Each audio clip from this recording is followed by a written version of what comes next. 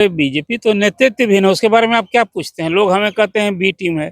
आपने आज अपनी प्रारंभिक चर्चा में जो बातें की कि प्रशांत किशोर जो है वो बीजेपी की बी टीम है, पार्टी लॉन्च किए हैं तो बीजेपी फंडिंग कर रही है। आज जो कुछ निशाना था, उन्होंने न सिर्फ वहां की बात कहा कि बीजेपी तो सब उधार पैंचा लोगों को बाहर से ला करके नेता बना रही है। कभी उन्होंने सम्राट चौधरी पर भी हमला बोला था। सम्राट चौधरी पहले कहाँ बीजेपी में थे, कभी लालू के साथ ठीक थे। है सर, एसके सिंह अच्छे आदमी हैं, वो बड़े अधिकारी रहे हैं सेना में, लेकिन राजनीतिक दलों का अपना एक तिलिस्म होता है। तरारी में सीपीआई एमएल का अपना एक तिलिस्म है, भारतीय जनता पार्टी का अपना एक तिलिस्म है, और जिन चेहरों को मैदान में उतारने की बात हो रही है उनका भी अपना एक तिलिस्म है। अब सुनील पांडे का अपना एक तिलिस्म है। अब प्रशांत किशोर एक झटके में सबको धराशायी कर देंगे। आज भी उन्होंने दावा किया कि भाई हम सल्टा देंगे। आसान है क्या ये लड़ाई? नमस्कार, आप देख रहे हैं 4 PM और मैं हूं अभिषेक मिश्रा। देखिए, जन सुराज ने आज अपने उम्मीदवार के नाम की घोषणा कर दी है।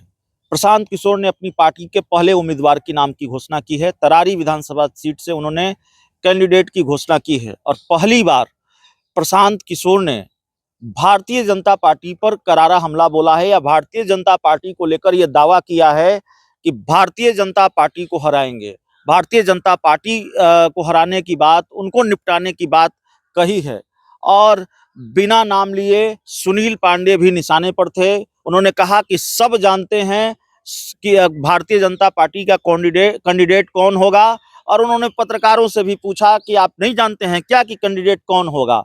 तो जाहिर तौर पर भारतीय जनता पार्टी सुनील पांडे के भरोसे है। चर्चा है कि सुनील पांडे या उनके बेटे चुनाव लड़ सकते हैं, लेकिन क्या बाहुबली की राह मुश्किल करेंगे प्रशांत किशोर, और मुश्किल करेंगे तो कितनी मुश्किल कर पाएंगे, इसको हम समझने की कोशिश करेंगे। हमारे साथ बिहार के जाने माने पत्रकार अरुण पांडे सर हैं। प्रशांत किशोर ने एक रिटायर्ड आर्मी ऑफिसर को, जो तरारी के ही रहने वाले हैं, एक गांव के, उनको उम्मीदवार बनाया है। एक कैंडिडेट की घोषणा कर दी है। भारतीय जनता पार्टी का उम्मीदवार तकरीबन तय है, इस तरफ उन्होंने इशारा भी किया अपनी प्रेस कॉन्फ्रेंस में। सुनील पांडे प्रभावशाली नेता माने जाते हैं। भारतीय जनता पार्टी उन पर दाव लगाने जा रही है, अभी तक तो यही तय है। क्या भाजपा को अपना फैसला बदलना होगा, या भाजपा ने सुनील पांडे पर दाव लगाया तो प्रशांत किशोर राह मुश्किल करेंगे? एक तो बाहुबल का मुद्दा भी उठाएंगे, और दूसरी तरफ प्रशांत किशोर उनके सहारे, एसके सिन्हा के सहारे जो उम्मीदवार उन्होंने उतारा है उनके सहारे खेलने की कोशिश करेंगे। देखिए, आप बिहार में अभी 4 सीटों के चुनाव होने जा रहा है। एक तरारी सीट भी है, फिर एक रामगढ़ है, बेलागंज है, और चौथी सीट है इमामगंज। अब आज एक सीट के लिए घोषणा की है सेना के रिटायर्ड उपाध्यक्ष, vice general, deputy general, lieutenant general SK Singh, जो उसी इलाके के रहने वाले हैं। एक बड़ी लकीर मैं मानता हूं कि बिहार के सार्वजनिक जीवन में प्रशांत किशोर का जो मूव है ना, वो है कि लोग अपना माइंडसेट बदलें। कि 14 करोड़ की आबादी में क्या हम लोगों ने मान बैठा है कि हम बिहार बदल सकते हैं? सहज से हम लोग मान लिए हैं कि नहीं, बिहार में तो जो जातिवादी है, जो राजनीति हो गई है, जो आज राजनीति में धन बल, बाहुबल और जाति बल का जैसा बोल वाला हो गया है, कुछ नहीं किया जा सकता है। तो जो चेहरे हैं, जो अभी तक इस चुनावी जंग में उतरने वाले पहलवान हैं, जिनका बैकग्राउंड क्या है, चाहे वो धनबल के धनी हो, बाहुबल के धनी हो, जाति बल के धनी, इन्हीं के सहारे बिहार की राजनीति चल रही है। तो प्रशांत किशोर ने ठानी है कि नहीं, इसको बदला जा सकता है, और सभी 243 सीट के लिए वो चुनाव लड़ने की तैयारी है 2025 में। उसके पहले ये 4 सीट के लिए चुनाव आ गया। इसको प्रशांत किशोर ने एक चुनौती के रूप में स्वीकार किया है। ये मैं कुछ अपनी ओर से कोई बात नहीं कर रहा हूँ। जो प्रशांत किशोर यदा कदा रोज कहते हैं, आज भी मीडिया से मुखातिब थे, जो बातें की, और मैंने भी उनसे एक तरह से कहिए कि अनौपचारिक ही सही लंबी बातचीत की थी। उनकी राजनीति, उनकी भावी योजना, उनकी क्या वो सोचते हैं। अब तक तो रणनीतिकार हैं, अब वो एक पार्टी के संस्थापक बन के आ गए हैं। तो लेफ्टिनेंट जनरल सिन्हा जो उस इलाके से थे, अपने जनरल सिंह का भी संबोधन सुना। उन्होंने बताया कि क्या उनका सर्विस में कैरियर रहा है, और अब वो आए गांव, बिहार की तस्वीर बदलने की उन्होंने भी ठानी है, और वो कैंडिडेट। ये सवाल तो खुद ही प्रशांत किशोर ने पूछा कि आप बताइए, अब तक कोई सेना का रिटायर्ड वाइस डिप्टी चीफ कोई चुनाव लड़ा है क्या असेंबली का? सभी मीडिया के लोग भी निरुत्तर थे और समाज भी नहीं लड़ा है। ये ठीक है। देखिए, एक लेफ्टिनेंट जनरल सिन्हा यहाँ पटना के थे, वो भी यहाँ पटना से लड़े थे एक बार पार्लियामेंट का चुनाव। वो पटना का नाम पाटलिपुत्र करना चाहते थे, एक एजेंडा था उनका। चलिए, अब एक तो एक लकीर खींच दी है, और आपने किया सुनील पांडे का सुपुत्र संदीप शायद नाम है, वो लड़ने की बात है उनकी। एक बात उन्होंने बीजेपी पर उछाला, तो बीजेपी तो नेतृत्व भी है, उसके बारे में आप क्या पूछते हैं? लोग हमें कहते हैं बी टीम है।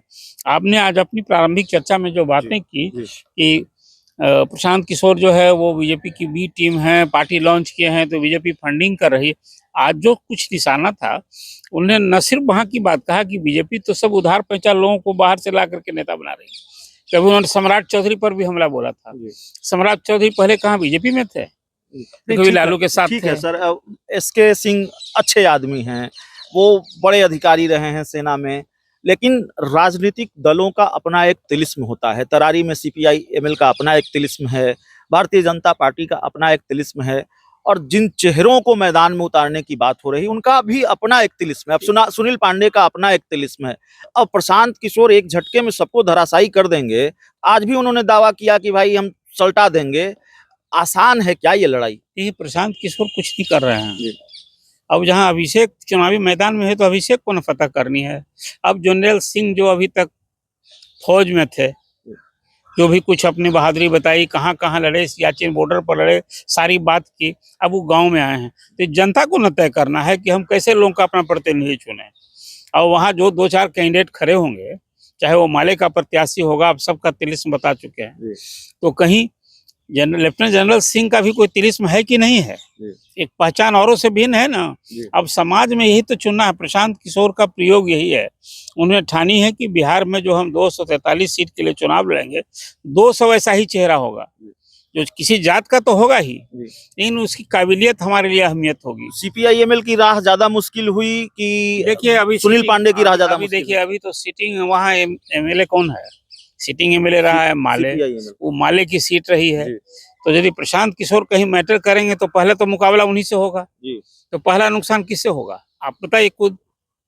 बिल्कुल, अभी CPI-ML से उनका मुकाबला होगा।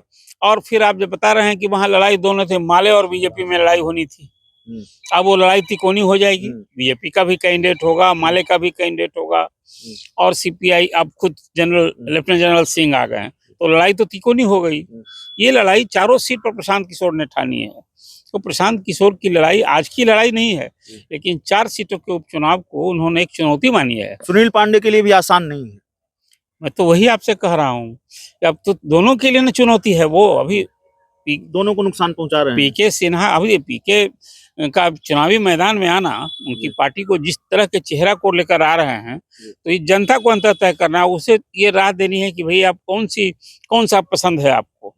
आपको वही बाहुबली पसंद है, वही माफिया पसंद है, वही जातिवादी पसंद है, कि कोई पढ़ा लिखा इंसान? देखिए, हम ये विडंबना है पूरे देश के संसदीय लोकतंत्र की राजनीति की।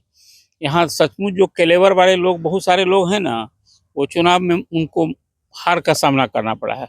DP ओझा का नाम आप सुने ना, कृपलानी जी का नाम सुने हैं ना, ये सारे लोग बिहार के चुनावी जंग, मधु लिम्बे भी बिहार से लड़े थे, जीते भी हारे भी थे। साबुद्दीन से भिड़कर चर्चा में आए थे DP ओझा। हाँ, लेकिन अभी तो जनता को तय करना है। एक प्रशांत किशोर का कहना है लोग माइंड सेट बदलिए। आज सवालों की बौछार लग रही थी वहाँ, तो मीडिया को भी कह रहे थे कि आप थोड़ा सा अपना माइंड सेट बदलिए, आप खुद ये तय कीजिए।